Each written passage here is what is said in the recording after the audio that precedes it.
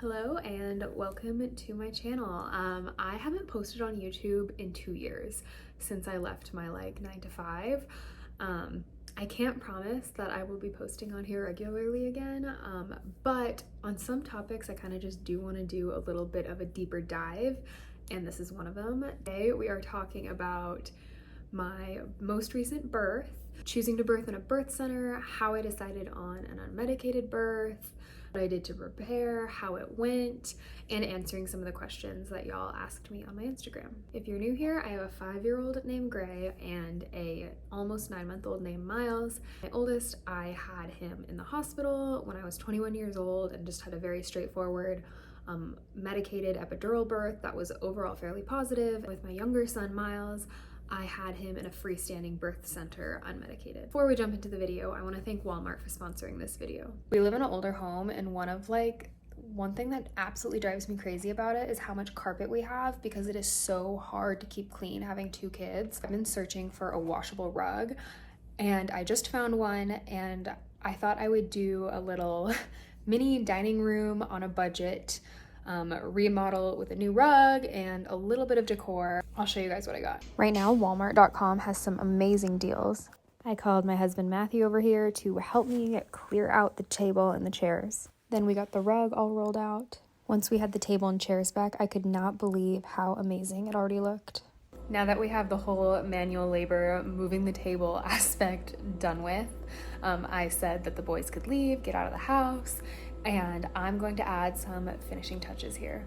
When I was on walmart.com, I found this amazing deal for this fake olive tree, and I knew it was just the perfect addition to this space. Here is our dining room before, and here is it after. These deals go live at 12 a.m. on October 8th for Walmart Plus members and at 12 p.m. for all other shoppers. Deals are live in-store on October 9th, and these deals will be ending October 13th. Not only does the space look better, but it's much more functional for us, so now our kids can eat at the table and we don't have to worry about messes getting on the floor. There's 4.5 years between my 2 sons, so I had a lot of time to think about what I wanted for my next birth, what I wanted it to be like. And while my first birth wasn't traumatizing by any means, it was actually a very good experience. I felt like I wanted something different the second time around. I just knew that unmedicated birth was something I wanted to experience. I had seen beautiful births on social media, but I know me and I know myself, and that if I was in the hospital again, I would absolutely be asking for an epidural, and I still stand by that. Like, if I am in the hospital and it's offered to me and I'm in excruciating pain, I'm going to opt for the epidural. So I knew if I wanted to successfully have an unmedicated birth, I had to be either at home or at a birth center where epidurals were not an option. When it came to choosing between a home birth and a birth center, honestly, my husband, if you've been following me for a while, you'll know he used to be an EMT. And so the idea of a home birth, he was not a huge fan. And for us, a home birth would be almost 3 times as expensive as a birth center. So we decided to go the birth center route, especially having experienced a very medicalized hospital birth in the past. We were like, the birth center was a good happy medium for us. I knew that I wanted to pick a birth center that was in network for our insurance, and so I only toured the birth centers that were covered, and that still gave us quite a few options. We ended up touring 2. I liked both of them, but my husband liked the one that we ended up choosing a lot better. And so since he was already a little apprehensive about the out-of-hospital birth, I picked the one that he was comfortable with as well. It was a freestanding birth center, meaning that it's not affiliated or connected to a hospital. It was about 4 minutes driving distance away from a hospital, like a major, large, NICU, hospital if there were to be an emergency, but it wasn't affiliated or connected. Almost every single person that I talked to about having an unmedicated birth said that the prep work you do is mental for the most part, more so than physical.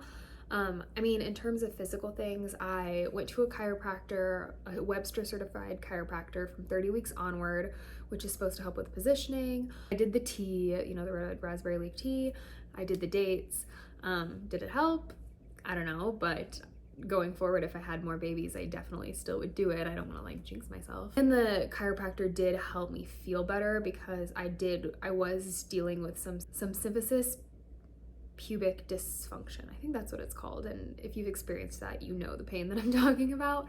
And the chiropractor did help that significantly. As far as education goes, I read Ina May's Guide to Childbirth, and I also took a hypnobirthing class. And honestly, the bulk of Ina May's Guide to Childbirth is just positive birth stories. So if you don't want to read her book, I would just make it a point to listen to a bunch of positive, uplifting birth stories.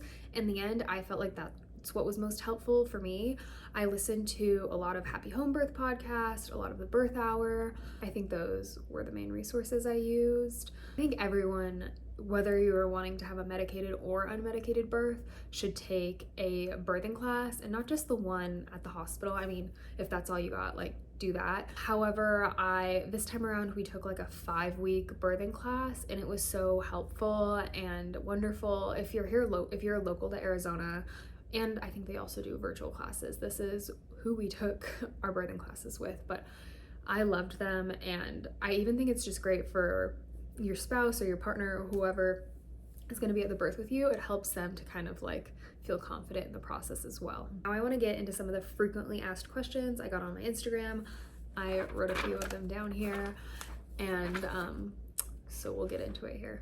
If I were to have another baby, would I do medicated or unmedicated, and which experience did I prefer? I feel like a lot of people who have unmedicated births do it because they had a traumatic first birth that was in the hospital and they didn't like the experience. That was not the case for me. I mean, I was quite young when I had my first. My labor was still pretty positive in the hospital. I do have a video of my birth story on here.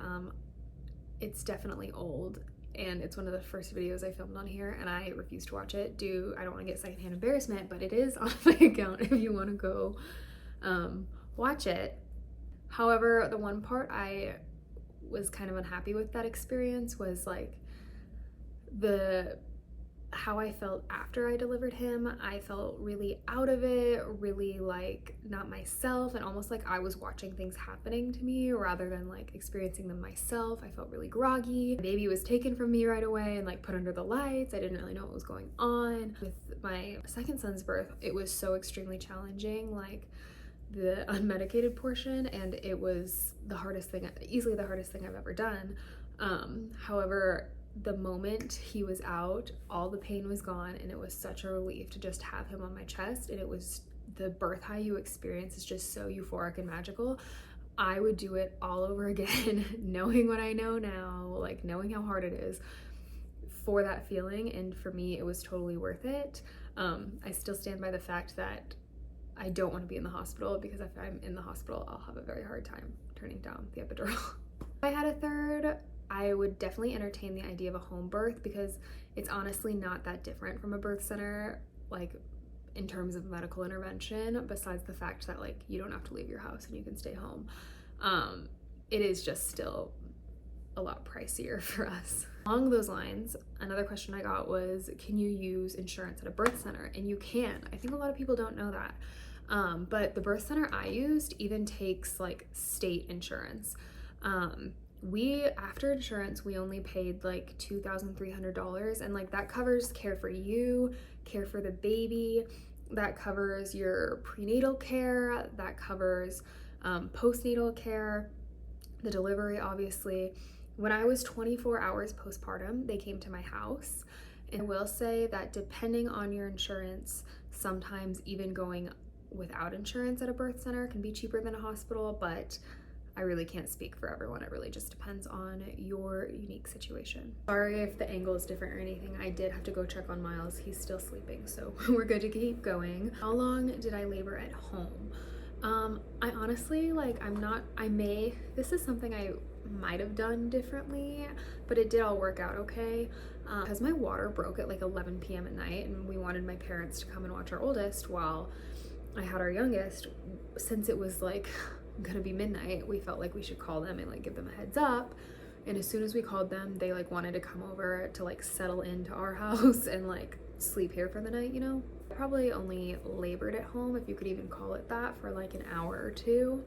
maybe 2 hours, but like I wasn't having consistent contractions, honestly, probably more till like 2 or 3 in the morning after my water broke at 11.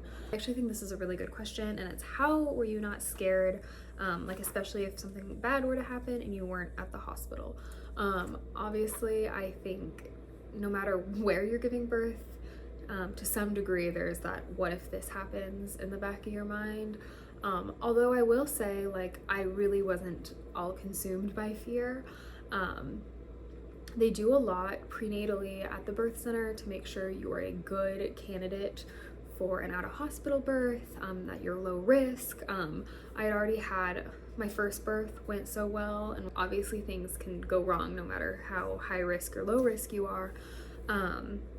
But we were about a 4-minute drive from the hospital, very, very close. In home birth and birth center situations, like the place I gave birth at specifically, they said the top reason that moms transfer while in labor isn't for emergent situations. Like 99% of people that transfer the hospital transfer because they're exhausted. And it's also far less common with moms that have already had a baby to have this long exhaustive labor where they have to transfer.